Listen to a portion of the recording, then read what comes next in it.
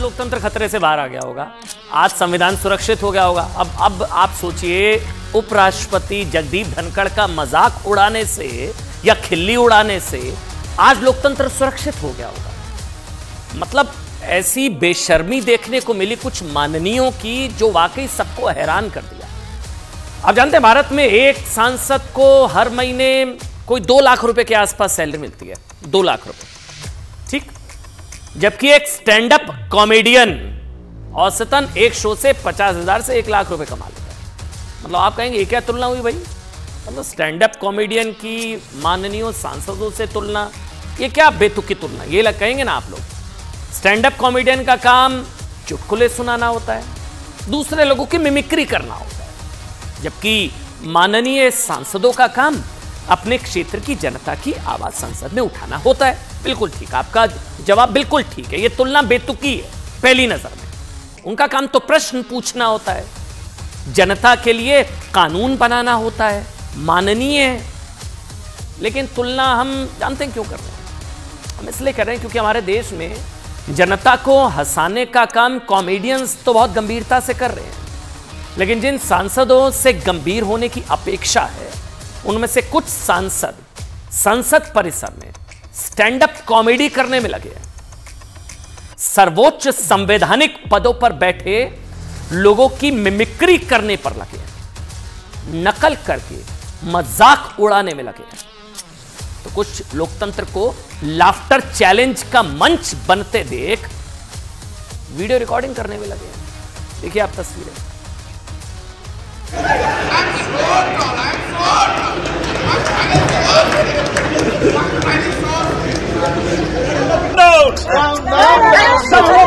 Just 1 minute. एक minute. Mr. Raj, you are a lawyer. I am a lawyer. You are a lawyer. I am a lawyer. I am a great lawyer. I am a Why is you see? My spine is very straight, very. I am so tall. I am so tall. My spine is so straight. My spine is so straight. I am so tall. I am so tall. My spine is so straight. My spine is so straight. No. Just 1 minute. एक minute. Mr. Raj, you are a lawyer. I am a lawyer. You are a lawyer. I am a lawyer. I am a great lawyer. I am a Why is you see? My spine is very straight, very. I am so tall. I am so tall. My spine is so straight. My spine is so. और इनमें से कई नेता हैं जो प्रधानमंत्री बनना चाह रहे हैं 24 में। आप लोग तय करिए, और आप लोग ये भी तय करिए कि इन माननीयों को संसद में बैठने का अधिकार है या नहीं है, और ये भी तय करिए कि इनका जो निलंबन किया गया उसकी वजह शायद आज इन सभी ने खुद दे दी। इनका निलंबन सही या गलत, ये आप लोग तय करिए। मगर यकीन मानिए, ये वीडियो देख कर ना आपको शायद पूरी बात अभी भी शायद ना समझ आए। मतलब आपको लग रहा होगा कि ये किसी सड़क पर कोई ओपन माइक चल रहा है जिसमें कोई कलाकार स्टैंड अप कॉमेडी करने की कोशिश कर रहा है, ये लग रहा होगा आपको। नहीं, क्योंकि कोई सांसद माननीय थोड़ी ना ऐसी हरकत करेगा। लेकिन ये तस्वीरें किसी सड़क की नहीं, गली मोहल्ले की नहीं, किसी चौराहे की नहीं, देश की संसद के प्रवेश द्वार के पास की है, जहां आज विपक्ष के सांसद निलंबन की कार्रवाई के खिलाफ विरोध प्रदर्शन कर रहे थे। आज भी संसद में हंगामे के बाद लोकसभा से विपक्ष के 49 सांसदों को निलंबित किया गया। कुल मिलाकर अब तक विपक्ष के निलंबित सांसदों की संख्या 141, 141। कल 78 हुए थे ना। कुल मिलाकर अब तक 141 सांसद निलंबित हो चुके हैं। वजह क्या है? वजह शायद इन सब ने खुद दे दी। सरकार के इसी एक्शन के खिलाफ विपक्ष संसद भवन परिसर में विरोध प्रदर्शन कर रहा था। ठीक, यहां तक तो बात ठीक थी। लेकिन अचानक इस विरोध प्रदर्शन के दौरान टीएमसी के, जिनकी ये चेहरा देखिए जो काला चश्मा लगाया हुआ है, देखिए इनको ध्यान से। ये कोई स्टैंड अप कॉमेडियन नहीं है, बहुत ही बड़े वरिष्ठ सांसद हैं, माननीय सम्मानित सांसद हैं। टीएमसी के सम्मानित माननीय लोकसभा सांसद कल्याण बैनर्जी ने राज्यसभा के सभापति, जिसका मजाक उड़ा रहा है, मैं बताऊं उनके बारे में, राज्यसभा के सभापति और उपराष्ट्रपति, देश के उपराष्ट्रपति जगदीप धनखड़ का मजाक उड़ाया गया, उनकी नकल उतारना शुरू कर दिया गया। जब ये सब हो रहा था ना, तो आपको लगेगा इतने सारे सांसद है, किसी ने विरोध किया होगा कि नहीं भाई ये गलत है, ये वो बुजुर्ग माननीय प्रथम ओबीसी उपराष्ट्रपति, ये गलत है, किसी ने रोका होगा, टोका होगा। नहीं साहब, ये सारे जितने वहां खड़े थे ना, राहुल गांधी, केसी वेणुगोपाल, मनोज यादव, देखिए सब ताली बजा रहे हैं, खिलखिला रहे हैं, हंसी ठिठोली चल रही है वहां पर।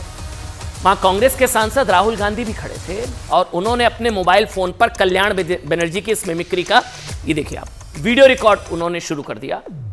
हंसी मजाक ठिठोली सब हो रहा था। मैं बार बार कह रहा हूं, देश के पहले ओबीसी उपराष्ट्रपति की खुलेआम खिल्ली उड़ाई जा रही थी, वो भी लोकतंत्र बचाने के नाम पर, लोकतंत्र का मखौल उड़ाकर।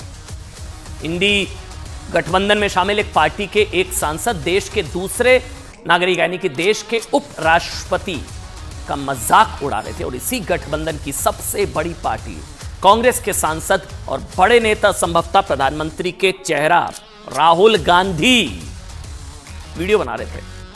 दोबारा से दिखाइए वो तस्वीर जब राहुल गांधी वीडियो ये देखिए, अब कैमरा ऑन हो गया राहुल गांधी जी का, रोका नहीं टोका नहीं, वीडियो बना रहे थे। दिखाइए तस्वीर एक बार।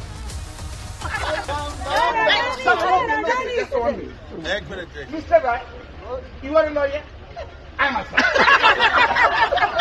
You are a lawyer. I'm a lawyer. You see, Mr. Nariman is not a good lawyer. How many cases you know? I've done in Supreme Court. I've done in Supreme Court. I've get. You must understand.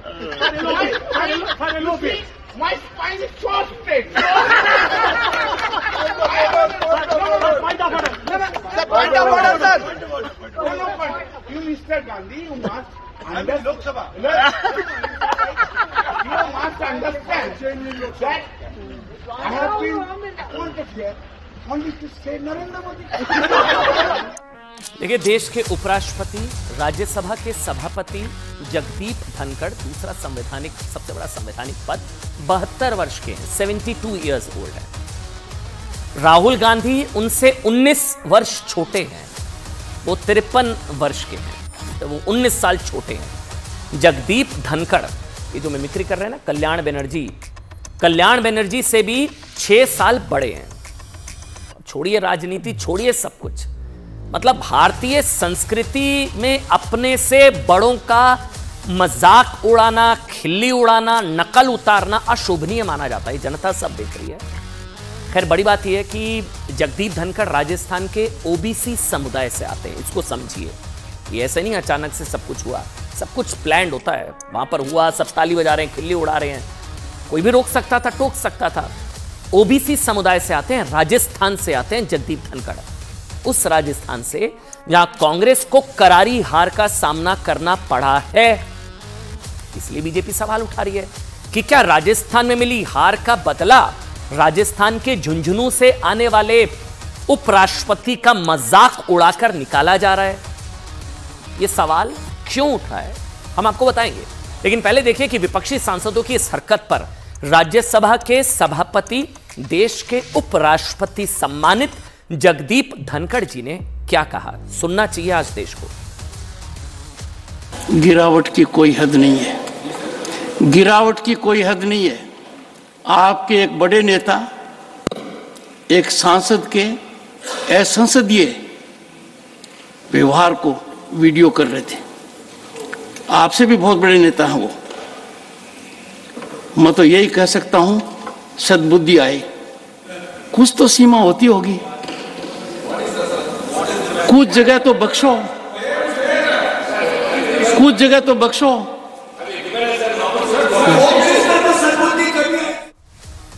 19 साल छोटे हैं राहुल गांधी जगदीप धनखड़ से, और बड़प्पन देखिए जगदीप धनखड़ का। उन्होंने कुछ अपशब्द नहीं कहे, बस कहा भगवान इनको सद्बुद्धि दे। आपको याद होगा कुछ दिनों पहले भारत के उपराष्ट्रपति का एक वीडियो वायरल हुआ था, याद है वो, जिसमें झुककर देश के प्रधानमंत्री का अभिवादन कर रहे थे, प्रणाम करते हुए दिखाई दे रहे थे। इस वीडियो के वायरल होने के बाद विपक्ष के कई नेताओं ने उपराष्ट्रपति पर तंज कसना शुरू कर दिया था। इसके बाद उपराष्ट्रपति ने संसद में कहा था वो सबको झुककर ही प्रणाम करते हैं, ये उनके संस्कार हैं। पहली नजर में ऐसा लगता है कि कल्याण बनर्जी जगदीप धनखड़ के संसद में दिए उसी बयान की मिमिक्री करने की कोशिश कर रहे थे या मजाक उड़ाने की कोशिश कर रहे थे। पहली नजर में ऐसा ही लगता है। ऑनरेबल मेंबर्स, मुझे आजकल ये भी देखना पड़ रहा है कितना झुकूं, किसके सामने झुकूं, फोटोग्राफर कहाँ से क्या ले रहा है, कौन इंस्टाग्राम पर डाल देगा, कौन ट्विटर पर डाल देगा, कौन मेरी रीढ़ की हड्डी को तय करने लगेगा। तो मैं बताना चाहता हूँ, झुकना और नमस्कार करना मेरी आदत है। ये नहीं देखता सामने कौन है। आप तो बहुत सम्मानित हैं, पर कई बार बड़ी पीड़ा होती है, गिरावट की कोई सीमा होती है, बड़ा बुरा लगता है।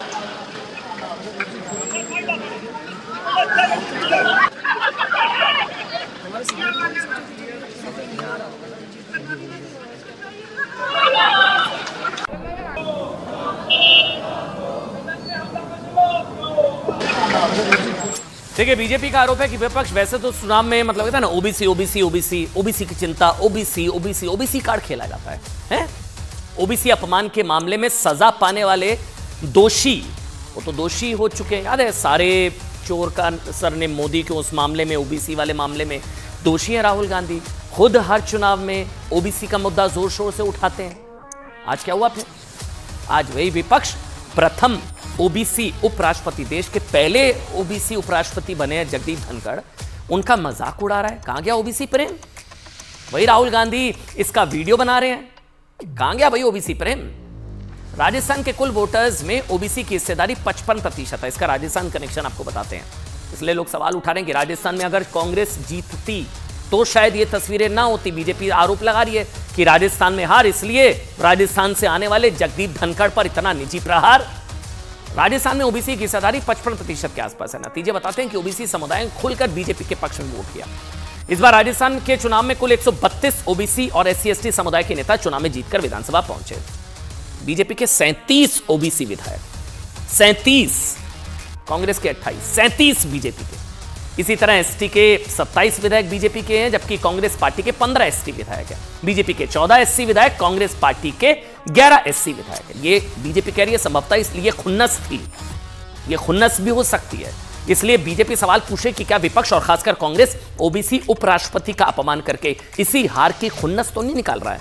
राजस्थान से आने वाले ओबीसी उपराष्ट्रपति जगदीप धनखड़, उपराष्ट्रपति के अपमान को लेकर अब राजस्थान के ओबीसी समाज में भी गुस्सा है। सुनिए, बहुत बड़ी खबर है।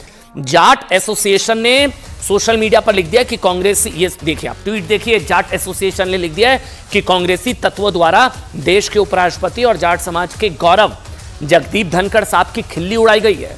इस खिल्ली का हिसाब जाट समाज आने वाले लोकसभा चुनाव में जरूर लेगा। विपक्ष की इन हरकतों पर आज प्रधानमंत्री ने भी हमला बोला। बीजेपी संसदीय दल की बैठक में उन्होंने तंज कसते हुए कहा कि ऐसा लगता है कि विपक्ष ने हमेशा के लिए विपक्ष में ही बैठने का मन बना लिया। प्रधानमंत्री ने कहा, उन्होंने संसद में सेंधमारी करने वालों का समर्थन करने वालों को निशाने पर लेते हुए कहा कि संसद की सुरक्षा से खिलवाड़ करने वालों का समर्थन भी एक तरह से सेंधमारी ही है। विपक्ष का यह आचरण बहुत डेंजरस है। एक और बात गौर करने वाली बात वही है कि संसद से जो सांसद निलंबित हुए, उन्हें निलंबन के बावजूद पूरी तनख्वाह मिलेगी, जो तकरीबन 2 लाख रुपए महीना है। यानी कि सांसदों का कोई नुकसान नहीं होगा। नुकसान होगा तो आप लोगों का, देश की जनता का, जिनके टैक्स से पैसे से संसद चलती है, जिनके टैक्स के पैसे से इन माननीय सांसदों की सैलरीज जाती है। लेकिन आप सोचिए, जिस मुद्दे को लेकर इतना बवाल हो रहा है, उसकी जांच कहां तक पहुंची है ना, वो भी आपके लिए देखना जरूरी है। रिपोर्ट देखिए आप। पकड़ो उसको।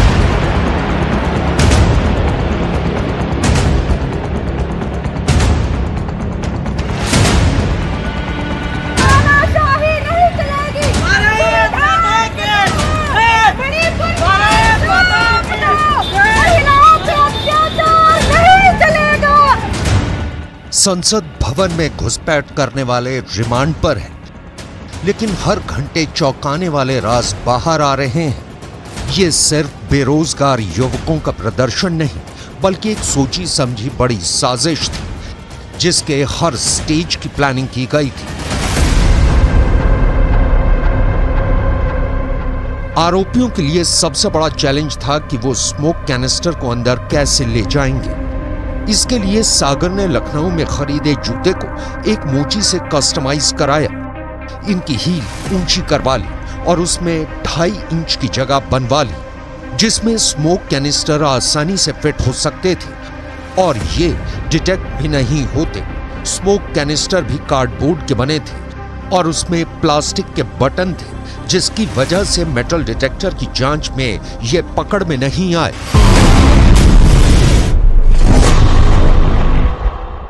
आरोपियों ने मिलकर इस साजिश को खतरनाक तरीके से अंजाम तक पहुंचाने की योजना बनाई थी।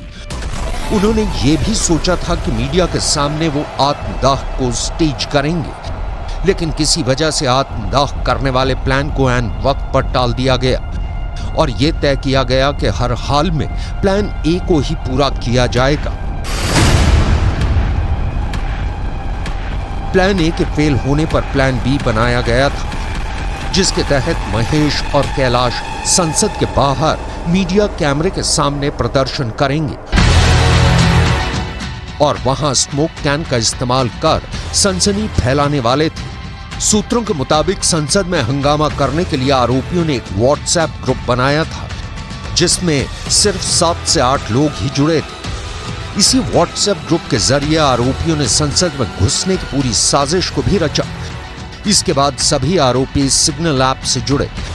इसके बाद सिग्नल ऐप पर जानकारी शेयर की जाने लगी। स्पेशल सेल की टीमें इस सोशल मीडिया ग्रुप के सभी नंबरों के संपर्क में है। स्पेशल सेल ये पता लगाने में जुटी है कि इस सोशल मीडिया ग्रुप में कुछ बाहरी तत्व भी शामिल थे या नहीं। तो तारपरे যখন এইসব ঘটনা জানতে পারি, আমি ওই হোয়াটসঅ্যাপ গ্রুপ থেকে নামও চেঞ্জ করে দিই এবং ওইখান থেকে আমি নিজেও লেফট হয়ে যাই এবং আমার সাথে যারা যুক্ত ছিল আমি তাদেরকেও লেফট করি। संसद में घुसपैठ मामले में पूछताछ में आरोपी मनोरंजन डी ने एक बड़ा खुलासा किया है। मनोरंजन ने बताया है कि मैसूर में सभी आरोपी आपस में मिले थे। 6 महीने पहले मैसूर में जो मुलाकात हुई, वहीं पार्लियामेंट में घुसपैठ का प्लान बनाया गया। पता चला है कि सभी आरोपियों को मैसूर बुलाने के लिए रेल टिकट का पैसा भी मनोरंजन डी ने ही दिया। Pre-planned incident, and what was it is totally failure of the IB also. It is totally failure from the vigilance also, and this is a new parliament.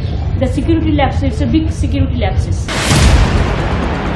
इस मामले की जांच कर रही कमेटी ने 3 अलग मौकों पर क्राइम सीन को भी रिक्रिएट किया है। इस दौरान संसद की सुरक्षा में तैनात सुरक्षा कर्मियों के भी बयान दर्ज किए गए।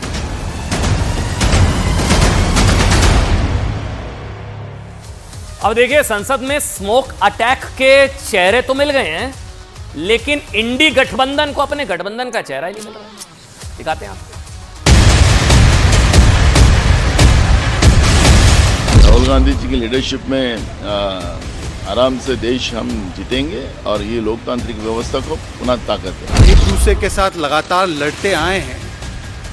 आजकल वो हाथ में हाथ डाले दल से दल को मिला तो रहे हैं, परंतु दिल से दिल नहीं मिल पाता। सीट शेयरिंग मास कॉन्टैक्ट प्रोग्राम 20 दिन के अंदर सब शुरू। नीतीश कुमार जी के नेतृत्व में इंडिया गठबंधन आगे बढ़े। इंडिया गठबंधन का ना कोई वर्तमान है ना कोई भविष्य है। कन्वीनर को लेकर सर कोई सुना गया? कन्वीनर को लेकर कोई बात नहीं है। हमारी वही पीडीए रहेगी और भारतीय जनता पार्टी को हराएंगे। बिहार के मुख्यमंत्री के लायक भी नहीं रह गए तो देश के प्रधानमंत्री क्या हो? आज इंडिया अलायंस की लड़ाई सिर्फ एक चुनाव की लड़ाई नहीं है, ये देश के संविधान को बचाने की लड़ाई। देश के लिए क्या करना उसके बारे में हम सोचें। कौन प्राइम मिनिस्टर बनना ये बाद में की बात है।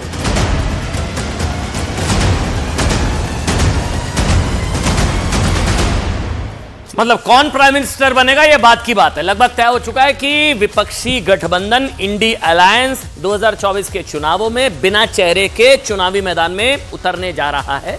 लगभग आज मोहर लग गई है। मतलब आप सोचिए, 5 महीने पहले गठबंधन का नाम इंडिया रखा गया, इंडी अलायंस, इंडिया, लेकिन 5 महीने बाद भी गठबंधन का चेहरा मिस्टर इंडिया बना हुआ है।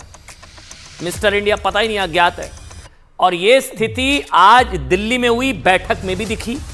सूत्रों के हवाले से खबर यह मिली कि आज इंडी अलायंस की बैठक में ममता बनर्जी ने कांग्रेस के राष्ट्रीय अध्यक्ष, बड़ी खबर है, मल्लिकार्जुन खड़गे को पीएम उम्मीदवार बनाने का प्रस्ताव रखा। ममता बनर्जी ने खड़गे को पीएम उम्मीदवार बनाने का प्रस्ताव रखा। कांग्रेस फंस गई। मना करे तो दलित विरोधी कैसे साबित हो जाएगी, हां करे तो क्या राहुल गांधी के खिलाफ है, मतलब राहुल गांधी को पीएम नहीं चेहरा नहीं देखती। कांग्रेस को एक तरीके से चेक एंड मेट किया ममता बनर्जी ने। ठीक, इस पर गठबंधन के दलों में सहमति नहीं बनी जैसा कि उम्मीद थी। हालांकि अब इस बारे में गठबंधन के नेताओं से पूछा गया तो वो कुछ भी बोलने से बचते रहे। खुद मल्लिकार्जुन खड़गे ने भी यही कहा कि पहले हमें चुनाव जीतकर आना है, पीएम कौन बनेगा ये बात की बात है। जीत के लिए क्या करना उसके बारे में हम सोचे, कौन प्राइम मिनिस्टर बनना ये बाद में की बात है। एमपीज अगर नहीं है तो प्राइम मिनिस्टर की बात करके क्या फायदा है। तो इसीलिए हम पहले अपनी संख्या बढ़ाने के लिए एक होकर सभी लोग लड़ के हम मेजॉरिटी लाने की कोशिश करेंगे। जो तय हुआ वो बता रहे हैं आपको, जो तय नहीं हुआ आपको मेरे से ज्यादा जानकारी है तो जवाब आप ही दे दीजिए। सर, तो क्या तय हुआ? कन्वीनर के नाम को लेकर कुछ तय हुआ या नहीं हुआ? नहीं, जो 3 बातें जो तय हुई वो बता चुके हैं आपको। खड़गे का नाम ममता बनर्जी ने प्रस्तावित ये आप खबर दी कि सबने समर्थन किया इसका। ये बात तो आप ममता दी के प्रवक्ता से पूछ लीजिएगा। मैं अपनी तरफ से नहीं बोलना चाहूंगी क्योंकि खुद खड़गे जी ने अभी प्रेस कॉन्फ्रेंस में कहा है कि बाद में चुनाव के बाद जब लोग जीतेंगे तब डिसाइड होगा कि कौन होगा कैंडिडेट। मतलब इंडिया का चेहरा मिस्टर इंडिया। कुल मिलाकर ये तय दिख रहा है, मैं फिर से रिपीट कर रहा हूं कि इंडी गठबंधन 2024 का लोकसभा चुनाव बिना प्रधानमंत्री के चेहरे के ही लड़ने जा रही है। मतलब मोदी वर्सेस कौन, अब तक हैं सारे मौन, क्योंकि राहुल गांधी के नाम पर गठबंधन की कई पार्टियां सहमत नहीं है। राहुल गांधी के नाम से कई गठबंधन की दूसरी पार्टियों को ऐतराज है, इसलिए खड़गे का नाम आगे कर दिया गया। कांग्रेस पार्टी फंस गई, खड़गे के नाम का विरोध कर नहीं सकती, दलित विरोधी लगेगी, और साथ ही अगर समर्थन किया तो फिर राहुल गांधी को क्या चेहरा नहीं मानती। और यही वजह हो सकती है कि राहुल गांधी का नाम लेने की बजाय मल्लिकार्जुन खड़गे का नाम पीएम उम्मीदवार के लिए आगे बढ़ाया गया हो। हालांकि उस पर भी सहमति नहीं बनी। ये भी बीजेपी आरोप लगा रही कि ये भी एक तरीके के आई वॉश था कि दिखाने के लिए दलित चेहरा, लेकिन उसको पीएम उम्मीदवार क्यों नहीं घोषित किया? फिर इतने दलित प्रेमी तो पीएम उम्मीदवार घोषित कर देते। वैसे जो ममता बनर्जी कल तक ये कह रही थी कि चुनाव के बाद पीएम का नाम तय होगा, कल तक ये ममता बनर्जी कह रही थी कि चुनाव के बाद पीएम का नाम तय होगा, वो अचानक मल्लिकार्जुन खड़गे का नाम सामने क्यों लाएंगी? कल वो कह रही थी कि आगे बाद में तय किया जाएगा। आज उन्होंने खड़गे का प्रस्ताव बताया। दरअसल ये भी जा रहा है कि अरविंद केजरीवाल ने भी खड़गे के नाम का समर्थन किया, क्योंकि सबको पता था सहमति बननी नहीं है। कम से कम प्रोजेक्शन ये हो जाएगा कि दलित पीएम फेस के लिए आम आदमी पार्टी, दलित पीएम फेस के लिए ममता बनर्जी। तो ममता और केजरीवाल ने बाजी मार दी। वैसे कांग्रेस ने हामी नहीं भरी, तो क्या कांग्रेस दलित विरोधी? खड़गे को आगे लाने के पीछे तर्क ये दिया गया कि अगर वो प्रधानमंत्री बनते हैं तो देश को पहला दलित प्रधानमंत्री मिलेगा। समझ लीजिए इस पूरी पॉलिटिक्स को। दूसरी बड़ी बात यह कि इंडिया अलायंस ने विधानसभा चुनावों में हार के बाद एक बार फिर ठीकरा ईवीएम पर फोड़ने की कोशिश की है। ईवीएम मतलब जीते तो हम, हारे तो ईवीएम, वो है ना पुराना वाला। अब इंडी गठबंधन ने ईवीएम पर प्रस्ताव पारित किया कि अगर बैलेट से चुनाव हो तो अच्छा होगा। बैलेट से, ऐसे ही नहीं ईवीएम ने तेलंगाना जिता दिया, लेकिन ठीक है, इंडिया अलायंस का पक्ष है, हम बता रहे हैं कि भाई बैलेट से चुनाव हो तो अच्छा होगा। लेकिन अगर चुनाव आयोग को आपत्ति है ऐसा नहीं हो सकता, तो hybrid ballot paper EVM system से चुनाव हो। इसका मतलब होता है यानी कि ईवीएम मशीन के साथ एक वीवीपैट मशीन लगाई जाए। ईवीएम पर वोट दिया और वीवीपैट मशीन से पर्ची निकली, ठीक, और उस पर से निकलने वाली पर्ची वोटर के हाथ में आ जाए। यहां वोट दिया, यहां वीवीपैट से पर्ची निकली, वो वोटर को पर्ची दे दी जाए ताकि उससे यह पता चल सके कि उसका वोट उसी पार्टी को गया है जिसे वो देना चाहता था। बाद में इन वीवीपैट स्लिप्स को अलग बैलेट बॉक्स में रखकर क्रॉस चेक किया जाए, उनकी गिनती कराई जाए। इसके अलावा आज विपक्षी गठबंधन के नेताओं ने लोकसभा चुनाव को लेकर सीट शेयरिंग फॉर्मूले तय करने और चुनाव प्रचार की रणनीति तय करने को लेकर चर्चा की। इस बैठक में सोनिया गांधी, राहुल गांधी, नीतीश कुमार, ममता बनर्जी, अरविंद केजरीवाल, अखिलेश यादव समेत 28 पार्टियों के नेता शामिल हुए। अब आप देखिए इंडी गठबंधन की ये कौन सी बैठक थी? ये शायद चौथी बैठक थी, अगर मैं गलत नहीं हूं। ये चौथी बैठक थी इंडिया अलायंस की, लेकिन 4 बार की बैठकों के बाद भी गठबंधन की पार्टियां ये नहीं तय कर पाई हैं कि नेता कौन होगा। 28 पार्टियों वाले इंडी गठबंधन में मोदी के सामने कौन, यानी कि इंडिया अलायंस ने अपना नाम तो इंडिया रख लिया, लेकिन अब जब सवाल गठबंधन के चेहरे का हो तो वो अब भी मिस्टर इंडिया बना हुआ है। यानी कि मोदी के सामने विपक्षी गठबंधन को कोई चेहरा दूर दूर तक नहीं दिखाई दे रहा है जो गठबंधन की तरफ से उन्हें चुनौती दे सके, जिस नाम पर गठबंधन की सभी पार्टियां एकमत हो। राहुल गांधी से प्रॉब्लम है ऑपोजिशन की कई पार्टियों को, ऐसा इसलिए क्योंकि गठबंधन की नींव सिर्फ मोदी विरोध पर टिकी है और मोदी विरोध के नाम पर यह सभी पार्टियां एक साथ तो आ गई, लेकिन इनकी आपसी लड़ाई खत्म होने का नाम नहीं ले रही है। आज की बात आपको बताते हैं। आज क्या हुआ? आज जब दिल्ली में इंडी गठबंधन की बैठक हुई, उसमें ठीक पहले उद्धव ठाकरे गुट वाली शिवसेना के मुखपत्र सामना के संपादकीय पर एक लेख लिखा गया। मैं आपको कंटेंट बताऊंगा। ये वैसे तो एक साथ मिले हुए हैं मोदी विरोध के नाम पर, लेकिन मन मिले हैं नहीं मिले हैं, हाथ मिल रहे हैं, मन मिले हैं। इसमें कांग्रेस पार्टी पर तंज कसा गया, जमकर निशाना साधा गया। इस लेख में क्या लिखा गया है वो अब मैं आपको बताने जा रहा हूं। पहली बात यह लिखी गई है कि 5 राज्यों में हुए चुनाव में 3 राज्य इंडी अलायंस ने नहीं बल्कि कांग्रेस ने गंवाए। 5 में से 3 में हार का कारण कांग्रेस। सामना, कांग्रेस जीत का केक अकेले खाना चाहती थी, इसलिए राज्य की छोटी पार्टियों को गठबंधन से दूर रखा गया। मध्य प्रदेश में अखिलेश यादव को जानबूझकर दूर रखा गया। दूसरी बात, ये सब हम नहीं कह रहे हैं, तो उद्धव ठाकरे जो गुट जो है उसका सामना है उसमें लिखा गया है, सब हम नहीं कह रहे हैं। दूसरी बात लिखी है कि अब ऐसा कहा जाने लगा है कि जहां कांग्रेस खुद के दम पर जीतने की संभावना रखती है, वहां पर वो किसी और को साथ लेने को तैयार नहीं होती है। अपने अहंकार के साथ साथ इंडी गठबंधन का भी नुकसान करती है कांग्रेस पार्टी। अपने अहंकार से इंडी गठबंधन का नुकसान करती है। ये सामना में लिखा है भाई, ये सब कुछ। वैसे मोदी विरोध में सबको साथ मिलना पड़ रहा है, मजबूरी है। तीसरी बात लिखी है कि आज रथ में 27 घोड़े, लेकिन रथ का कोई सारथी नहीं है, जिसके चलते रथ अटक गया है। यानी इंडी गठबंधन की पार्टियां भी मानती है कि उनके पास पीएम मोदी के मुकाबले कोई चेहरा नहीं है, जिसकी वजह से उन्हें नुकसान हो रहा है। लेकिन जब बात होती है कि गठबंधन के रथ का सारथी कौन होगा, तो इतने दावेदार सामने आ जाते हैं कि लड़ाई आपस में ही शुरू हो जाती है। ऐसा आपको बता दें, आज मल्लिकार्जुन खड़गे का नाम जिस तरह पीएम उम्मीदवार के लिए आगे किया गया, उसमें सबसे ज्यादा हैरान होंगे नीतीश कुमार, क्योंकि उन्होंने बीजेपी से रिश्ता तोड़ने के बाद विपक्षी दलों को एकजुट करने की कोशिश की और उनकी पार्टी कई बार नीतीश कुमार को प्रधानमंत्री उम्मीदवार बनाने को लेकर दावेदारी पेश कर चुकी है। आज ही सुनिए ना, आज की खबर है, ये देखिए पोस्टर। आज बिहार की राजधानी पटना में जेडीयू ने नीतीश कुमार के समर्थन में पोस्टर लगा दिए। ममता बनर्जी खड़गे जी का नाम आगे कर रही है। नीतीश की पार्टी जेडीयू नीतीश बाबू को प्रधानमंत्री बनाने का सपना देख रही है और उन्हें इंडी गठबंधन का चेहरा बनाने की मांग की। ये पोस्टर देखिए आप, इसमें लिखा है अगर सच में जीत चाहिए तो एक निश्चय चाहिए, एक नीतीश चाहिए। नीतीश चेहरा है भाई, जेडीयू के लिए नीतीश चेहरा, टीएमसी के लिए ममता चेहरा, आम आदमी पार्टी के लिए केजरीवाल चेहरा, कांग्रेस के लिए राहुल गांधी चेहरा, सब इतने सारे चेहरे हैं। समाजवादी पार्टी के लिए अखिलेश जी चेहरा। हालांकि ऐसा बताया जा रहा है कि अब इन पोस्टर्स को हटा लिया गया है। इसके अलावा ममता बनर्जी, अरविंद केजरीवाल, उद्धव ठाकरे जैसे नेता भी इंडी गठबंधन के पीएम उम्मीदवार की रेस में हैं।